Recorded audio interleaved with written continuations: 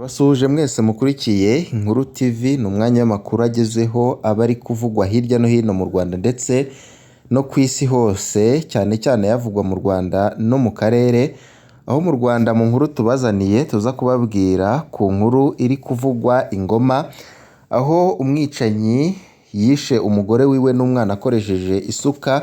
Kuri ubu ngubu urukiko rwa Ngoma rwahejeje kumukatira igihano. Muri ano makuru turaza kubabwira icyo gihano cyahawe uwo mwicanyi. Muri ano makuru ku bivugwa mu Rwanda turaza kugaruka ku rupfu rwa Brigadier General Retired Dr Karimba. Uyu yagize uruhara rukomeye cyane mu kubohora u Rwanda. Turaza kugaruka ku rupfu rwiwe ndetse tuze no kubabwira kuri byinshi kuri uyu mugabo wakoze ibikorwa by'indashyikirwa mu Rwanda.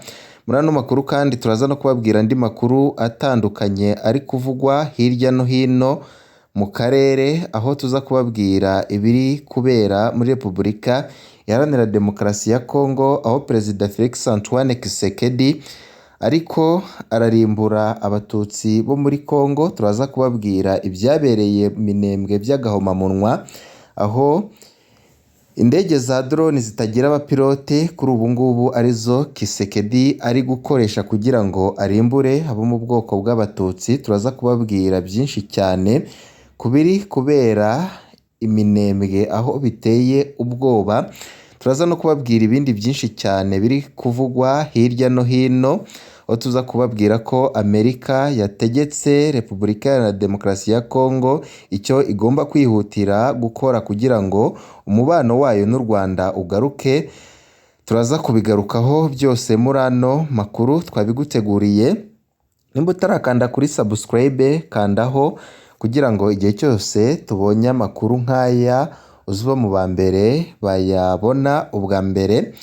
Tudatinze rero reka tubanze tugaruke ku biri kuvugwa muri Repubulika Iharanira Demokarasi ya Kongo, aho tugiye kugaruka cyane cyane ku biriko birabera Minembwe, aho Perezida Felix Antoine Tshisekedi abandanije kwiha inkumbi Minembwe, aho turababwira yuko Minembwe ibintu biri gukomera cyane gusumba ku biriko birakorwa na Perezida Felix Antoine Tshisekedi wa Kongo.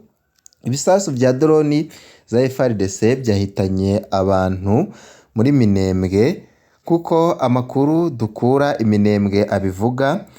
Mu misozi miremire y'Umurenge mu ntara ya Kivu y'Amajyepfo muri Repubulika Iharanira Demokarasi ya Kongo, aravuga ko muri iri joro ryakeye rishyira kuri uyu wa gatanu tariki ya 27 z'ukwezi kwa gatatu umwaka wa 2026, ibisasu byarashwe n'indege zitagira abapiloti izizwi nka drone byatewe mu duce dutandukanye dutuwe n'Abanyamurenge, bikica abantu kandi bisenya n'amazu y'abaturage. Amakuru yatanzwe n'abaturage bo muri ibyo bice avuga ko izo drone ari iz'ingabo za leta ya Kongo FARDC mu bikorwa bivugwa ko bigamije kurimbura Abanyamurenge.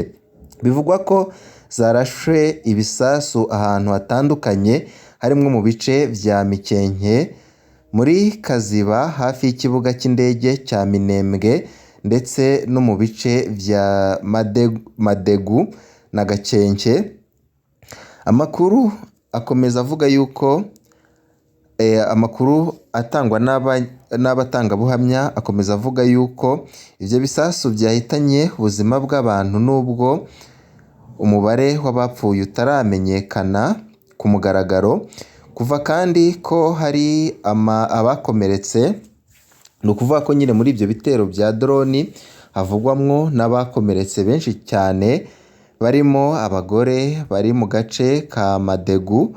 Uretse abantu, ibyo bisasu byanasenye ibikorwa remezo birimo amazu n'ibindi bikoresho by'abaturage, ndetse byica amatungo arimwo inka, ihene ndetse n'intama. Ibintu byarushijeho kongera ubukene n'umubabaro mu baturage basanzwe bahanganye n'ingaruka z'intambara imaze igihe iri kubera muri aka gace. Amakuru abandanya avuga yuko abaturage bavuga ko uyu munsi waranzwe n'ituze ry'agateganyo nyuma y'ibitero vyabaye mu ijoro. Nubwo ubwoba bukomeje kuba bwinshi, hari amakuru avuga ko ibikorwa vya gisirikare vyakozwe na FARDC ku baturage n'ingabo vyakozwe n'igisirikare cya FARDC gifatanyije n'ingabo z'u Burundi, abarwanyi ba FDLR basize bakoze jenoside mu Rwanda ndetse n'abarwanyi bo mu mitwe izwi nka Wazalendo. Akarere ka Minembwe n'inkengero zako kamaze igihe kirekire karangwa n'amakimbirane ashingiye ku moko, ubutaka ndetse n'umutekano mukeya. Abakurikirana ibya politike n'umutekano muri kariya karere bavuga ko gukoresha indege zitagira abapilote ari intambwe nshya mu buryo bwo kurwana, ariko bakibutsa ko ibitero vyazo bishobora kugira ingaruka zikomeye ku baturage iyo bidakoreshejwe mu buryo bwubahiriza amategeko mpuzamahanga arengera abasivile. Mu gihe amakuru akomeje gukusanywa ku mubare nyakuri w'abahitanywe n'abakomerekejwe, abaturage bo mu Minembwe mu tundi duce twibasiwe bakomeje gusaba ubufasha bwihuse, kurengerwa no gushikanirwa umuti uramye w'iki kibazo kimaze igihe kirekire muri Repubulika Iharanira Demokarasi ya Kongo, aho aba baturage bamaze igihe kinini cyane bakorerwaho ibitero bikomeye cyane n'igisirikare cya Kongo. Tukiri kuvuga ku biri kubera muri Repubulika Iharanira Demokarasi ya Kongo, amakuru tubazaniye yandi mashyashya avuga yuko Amerika yategetse Repubulika Iharanira Demokarasi ya Kongo icyo igomba kwihutira gukora kugira ngo umubano wayo n'u Rwanda ugaruke. Leta Zunze Ubumwe za Amerika zongeye kwibutsa ubuyobozi bwa Repubulika Iharanira Demokarasi ya Kongo ko gusenya umutwe witwaje intwaro wa FDLR ari inkingi ya mwamba mu kugarura amahoro n'umutekano mu karere, by'umwihariko mu mubano wayo n'u Rwanda. Ibi byagarutsweho n'umujyanama wa perezida wa Amerika ushinzwe ubufatanye na Afurika, Masade Borusi, ku wa 26 z'ukwezi kwa gatatu umwaka wa 2026 mu nama y'akanama k'umutekano k'umuryango w'abibumbye yibanze ku kibazo cy'umutekano muke mu burasirazuba bwa Repubulika Iharanira Demokarasi ya Kongo.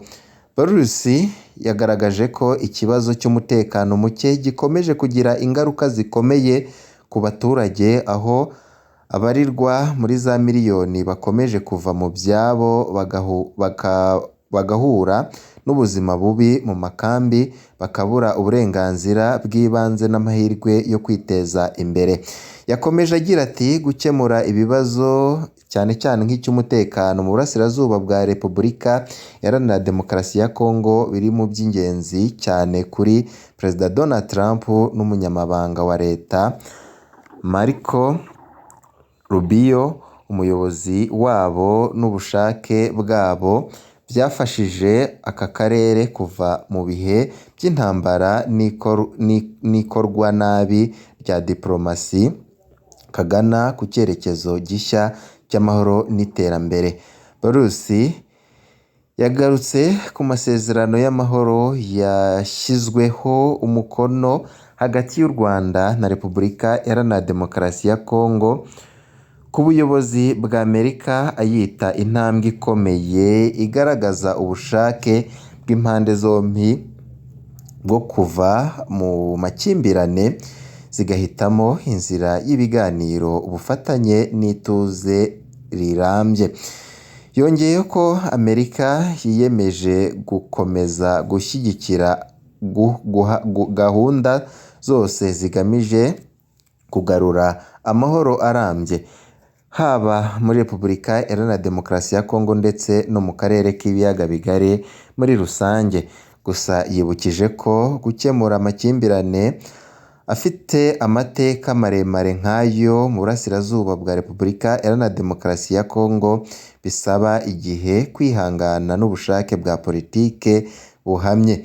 Ati ibi ntibizagerwaho mu ijoro rimwe, bisaba ibiganiro bihoraho, ubufatanye bw'impande zose n'umuryango mpuzamahanga ndetse n'ubushake bwo gushyira imbere ingufu z'abaturage ndetse n'inyungu z'abaturage. Boris yasobanuye ko uretse amasezerano yabereye i Washington, hari n'ibiganiro biri kubera i Doha muri Qatar bihuza umutwe wa AFC M23 na guverinoma ya Repubulika Iharanira Demokarasi ya Kongo, bigamije gushaka igisubizo cya politike ku bibazo by'intambara. Yavuze ko izi gahunda zombi zuzuzanya kandi ko zishobora gutanga umusaruro ufatika mu gihe impande zose zigaragaje ubushake bwo kubahiriza ibyo ziyemeje. Mu rwego rwo kugera ku mahoro arambye, Boris yagaragaje ko hari intambwe z'ingenzi zigomba guterwa n'impande zombi. U Rwanda rugakuraho ingamba z'ubwirinzi na Repubulika Iharanira Demokarasi ya Kongo igafata icyemezo gikomeye cyo gusenya burundu umutwe wa FDLR by'umwihariko mu bice igenzura. Ati izi ni intambwe z'ingenzi mu gukemura impungenge z'umutekano zimaze igihe kirekire zituma ibihugu bihora bihanganye. FDLR ni umutwe witwaje intwaro ugizwe ahanini n'abasize bakoze Jenoside yakorewe Abatutsi mu Rwanda mu mwaka w'1994, umaze imyaka myinshi ukorera mu mashyamba yo mu burasirazuba bwa Repubulika Iharanira Demokarasi ya Kongo, ukaba warakomeje kuba kimwe mu bibazo bikomeye by'umutekano mu karere. Boris yanagarutse ku gitero cya drone cyabaye mu rukerera itariki 11 z'ukwezi kwa gatatu umwaka wa 2026 mu gace ka Himbi mu mujyi wa Goma, cyahitanye Karine Buisete, Umufaransa wakorera UNICEF ndetse n'abandi basivile babiri. Ihuriro AFC M23 rigenzura Goma ryatangaje ko iki gitero cyagabwe n'ingabo za leta ya Repubulika Iharanira Demokarasi ya Kongo kigamije kwibasira abayobozi baryo barimwo Colonel Nanga na General Major Sultan Makenga. Ihuriro ryavuze ko ingabo za Repubulika Iharanira Demokarasi ya Kongo zimaze iminsi zigaba ibitero ku birindiro byaryo no ku basivile, bimwe muri ibyo bikaba byahitanye Liyetona Colonel Wiringoma wari umuvugizi waryo mu bya gisirikare. Boris yihanganishije Ubufaransa n'imiryango y'ababuze ababo, anabasaba impande zose zirimwo n'abakoresha ibigo byigenga by'umutekano guhagarika ikoreshwa rya drone mu bice bituwe cyane no kwirinda gushyira abaturage mu kaga. Ati turasaba impande zose kugabanya ibikorwa bya gisirikare mu mujyi no kurinda abasivile kuko aribo bagira ingaruka zikomeye kurusha abandi bose. Amakimbirane yo mu burasirazuba bwa RDC afite imizi mu mateka maremare ajyanye n'intambara zakurikiye Jenoside yakorewe Abatutsi mu Rwanda mu mwaka w'1994, aho imitwe itandukanye yitwaje intwaro yakomeje gukorera muri aka karere igafatanya n'ibindi bihugu cyangwa ndetse n'iyindi mitwe yitwaje ibirwanisho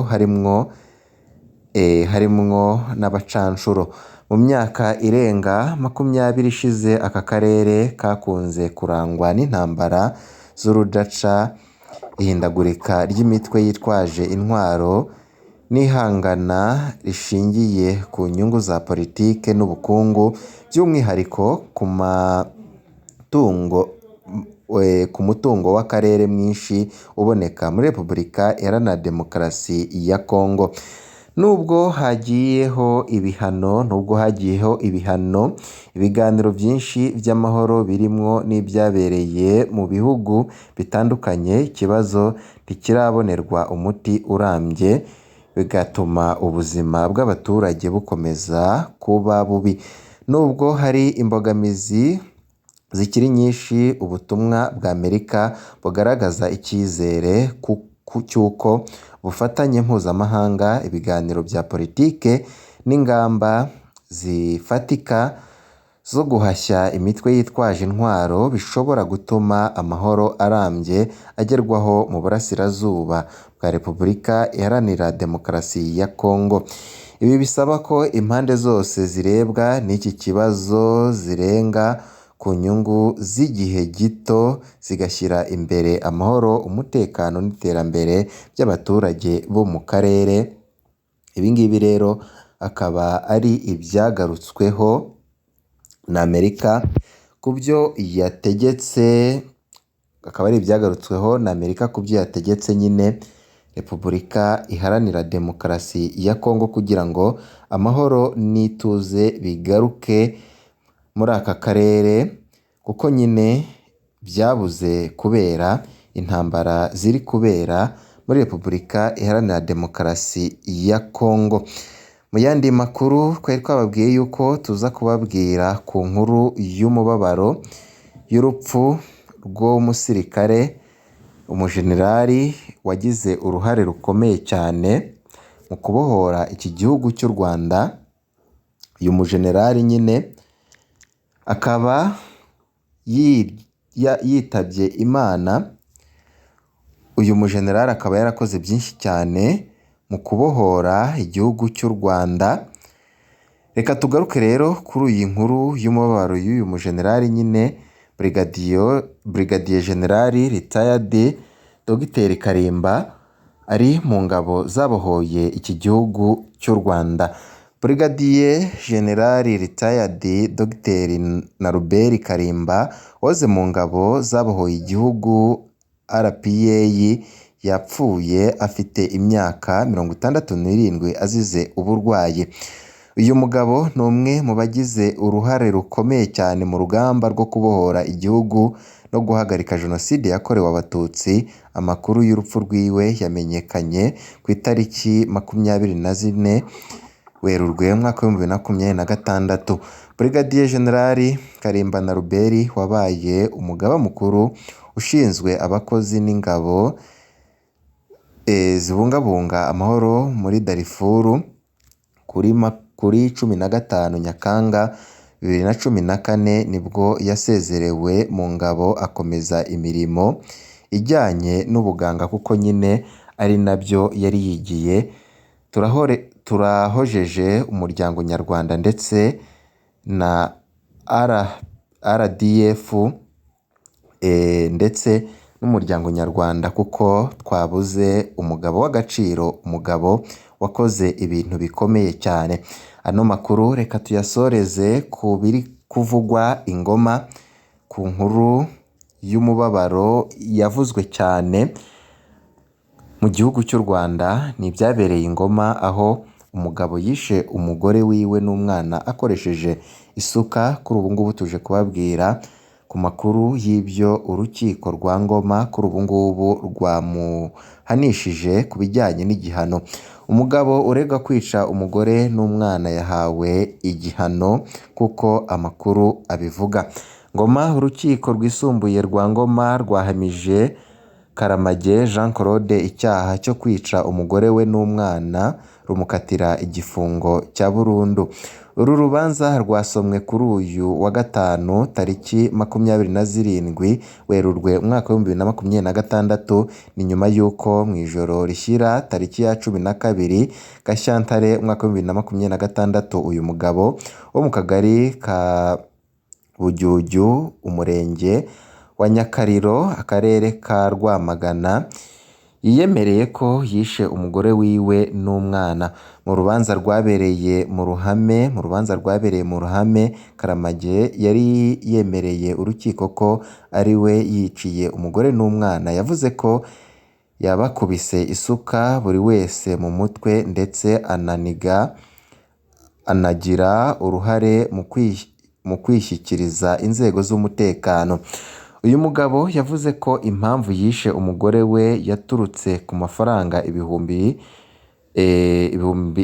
500 yari yahaye umugore we ngo ayongere mu bucuruzi yakoraga, nyuma ngo yamwatsemo ibihumbi 100 abonye atinze kuyakoresha icyo yamuhereye undi arayamwima. Kuva ubwo ngo mu rugo rwabo hatangiye kuzamwo amakimbirane kugera ubwo amwishe.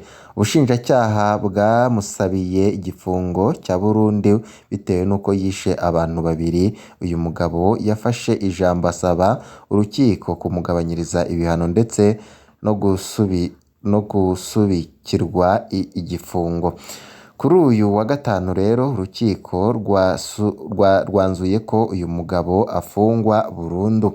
Akaba ari ngaho dusoreje amakuru yaragezweho hirya no hino, bibutsa yuko amakuru yacu ari akagaruka. Nimba utarakanda kuri subscribe, kandaho kugira ngo igihe cyose tubonye amakuru nk'aya uze uba mu ba mbere bayabona ubwa mbere. Ibihe byiza nibyo mbifurije.